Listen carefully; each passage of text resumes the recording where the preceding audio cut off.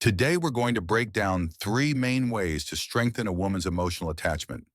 For each approach, we'll highlight the pros and cons so you can understand what might be worth applying in your current or future relationships and what's better to avoid. Let's start with the most obvious method that everyone's heard of, becoming a desirable, high-value man. I've come across many stories in my consultations. Men who are able to spend millions on their women each month. And if the guy is also good looking, it can feel like a fairy tale for the girl. Lavish gifts, exciting leisure time, vacations. Even her friends get jealous, which is a nice bonus. In the beginning, she genuinely believes she hit the jackpot. This is the man of my dreams, she thinks. But I bet you're wondering what happens next. Here's where it gets interesting. Men with serious resources often choose women who are flashy, dramatic, and often quite demanding. Their appetites grow fast and any initial gratitude tends to vanish. The thrill of receiving gifts is soon replaced by a desire to dominate the man. She starts provoking jealousy, creating drama, and dragging him into endless arguments. The goal is to take full control, to turn the man into a trophy. Younger high-maintenance types often go on the offensive right away. But there's a twist. If she's over 30, she might wait until marriage before showing her true colors. Why? Because once there's a ring on her finger, the trophy won't run off so easily. And I'm not even talking about gold digging here. This is just plain old ego. She wants to take everything without giving anything in return. There's no clever strategy behind it. She simply pushes boundaries as far as the man allows. These desirable bachelors often hit rock bottom within the first few months of the relationship because they're used to buying a woman's affection with attention, gifts, and status. The moment she frowns like a spoiled child, he starts spending more, trying to please her, pamper her, and do whatever it takes to make her happy. This continues until her entitled behavior becomes unbearable. Like in that fairy tale, pot don't cook anymore, except the pot doesn't stop, and the man is already emotionally hooked. The worst case scenario? Kids get involved. Now the guy finds it hard to leave. And of course, the woman knows this and uses it to her full advantage. So, the first way to make a woman dream about you is through high objective value. Real accomplishments, good looks, and social status. Pros. You get a woman's attention fast, and it often sparks initial infatuation. Cons. It mostly attracts demanding, high-maintenance women. More importantly, after the third or fourth date, objective value alone stops working. What starts to matter is the man's behavior, his personal stance and character. That's what drives lasting emotion, not just status. Now, the second model is the one modern psychologists and women often promote, the understanding, supportive guy who respects personal boundaries and never dares to cross them. So, this second model, the one about personal boundaries, sounds reasonable at first. If someone sets their boundaries in a respectful and healthy way, there's nothing wrong with that. But more often than not, boundaries are used as a convenient excuse to justify personal weaknesses. For example, a girl looks at a guy like John and thinks, just stay nice, soft, and understanding. Otherwise, you'll be labeled an aggressor. Meanwhile, she's texting her coworker at 2 a.m. And if you dare to feel jealous, you're suddenly violating her sacred personal space. We're constantly told to respect her individuality, to acknowledge her as a person, even if yesterday she was swearing eternal love, and today she's already packing her emotional bags for the next guy. The most important thing, they say, is to never cross those boundaries and to always maintain psychological comfort. But can you really build a stable relationship with a woman if you're always so convenient and agreeable? Well, if you train yourself to bend over backwards like a loyal pet, you might be able to maintain a certain kind of relationship. In this setup, the guy devotes his life to serving her ego. Women choose him because he's easy, not because they respect him. These types of men are like household appliances, always nearby, always on, always ready. And yes, this dynamic does exist, especially when a woman is over 30. The wild adventures of her youth are behind her, and now she's craving stability. And there stands the convenient machine, like a frosty glass of New Year's champagne, ready to be popped open.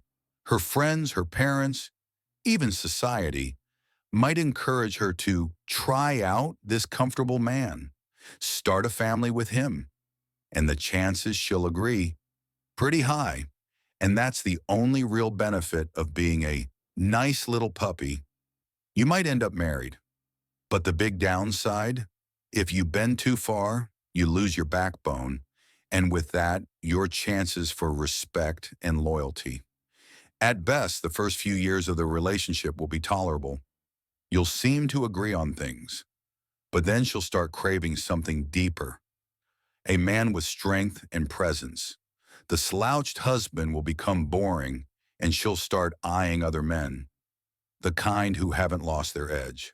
Among those men, there'll be a John, and when she finally leaves, she'll point at him as the gold standard. Look at him. That's a real man. And you? You're barely even a guy anymore.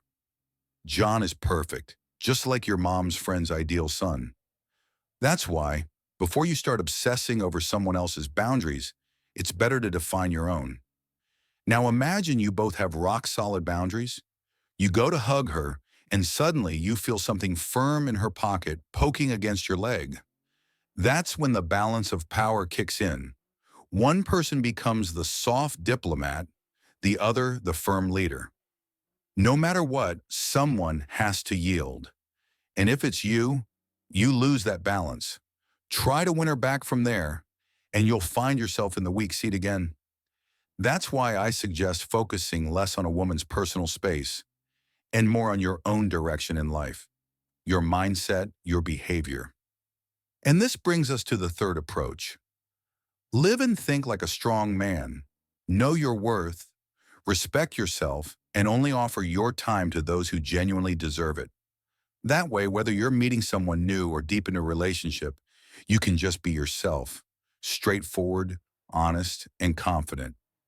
In my opinion, this is the smartest and most grounded path, but also the hardest one, because this kind of behavior can't be faked. You have to actually be a man who embodies those core, powerful masculine qualities. There are two main ways self-deception distorts a person. The first one we've already covered. It's when someone becomes infatuated with their own persona. This kind of mindset kills any motivation to grow. The logic goes something like, well, I'm not a bad person. I'm already doing pretty well. Why should I change anything? This kind of self-deception lets you live in a cozy little mental world where even the sun seems to revolve around you. And if in your head you're already ideal, then there's no point in trying to improve. You can just sit back and blame others for your problems. Meanwhile, you remain stuck at the bottom of your own stagnant life. The second form of self-deception hides behind real achievements, money, status, recognition. When a person isn't honest with themselves, even success can make them worse. They start to mutate into something arrogant and unpleasant, a self-absorbed tyrant, inflated with a false sense of superiority. They use their self-deception to justify looking down on others. And the higher they place themselves in their own mind, the worse they feel deep inside, because they stop seeing any flaws in themselves. And that's when real decline begins. But at the same time, there are, and always have been, people who weren't just billionaires, but individuals who changed the course of history, and many of them chose to live with humility, even hardship. Why? Because they wanted to keep growing, to push themselves further while they still had the chance. A person who's truly honest with themselves stays honest in all things. They won't paint themselves as worse than they are, but they also won't invent fake achievements to feel superior. That's what we should strive for. On one hand, to value our real strengths, and on the other, to be able to look at ourselves critically, even harshly, in a constructive way. Understanding your strengths gives you confidence, but recognizing your weaknesses helps you find exactly what needs to improve. Let's look at the topic of this video from the angle of self-honesty. When you feel a lack of female attention, you stand at a crossroads, make excuses, or admit to yourself that you haven't done enough. It's easy to fall into the usual trap. There just aren't any good women, or they don't see my worth, and so on. But that path leads to self-pity and learned helplessness. The better choice is to smile and say, honestly, I just don't know how to interact with them yet. And that second option, that honesty, is what actually helps. It pushes you to overcome obstacles, develop social skills, and expand your possibilities. If I know my weaknesses and I'm not hiding from them, if I truly see them, that means I'll work on them. There's no other way forward. That's why, when I was trying to learn how to build better connections with women, I didn't try to charm them or act more important than I really was, because that would have required lying to myself. And I already knew that self-deception leads you away from real success and toward a cheap illusion. Honesty helped me. When you're honest with yourself, you see people more clearly and in more detail. And when you stop lying to yourself, you start to notice how others lie to themselves too. You begin to spot the weak spots they awkwardly try to hide.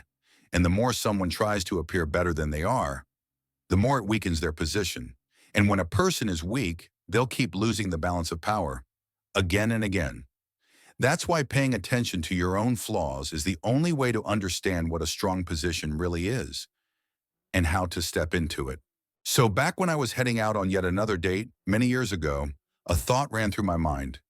Let her see what kind of bold, confident man she's decided to meet. Someone with firm beliefs and an opinion on everything. Honestly, if she really knew what she was getting into, she probably should have backed out. It would have been smarter for her to just bail on the whole date. But what actually happened? There was genuine interest between us, real mutual attraction, and now I understand why. When you're honest, straightforward, and sincere, it's incredibly attractive, especially in today's world, where that kind of authenticity is rare. Everyone has a sense of self-importance, but very few people have real self-respect. And that kind of respect must be built, brick by brick, on a foundation of honesty with yourself, reinforced by daily effort to overcome your own weaknesses. Yeah, we veered off the topic of how to make a woman dream about you. But I believe this detour is a vital clarification in addition to the overall message. Very soon, friends, I'll be exploring completely new topics on this channel. Ideas that haven't been discussed before. The uploads will be a bit less frequent, but I truly appreciate your time and support. Thank you so much for watching, and see you again soon.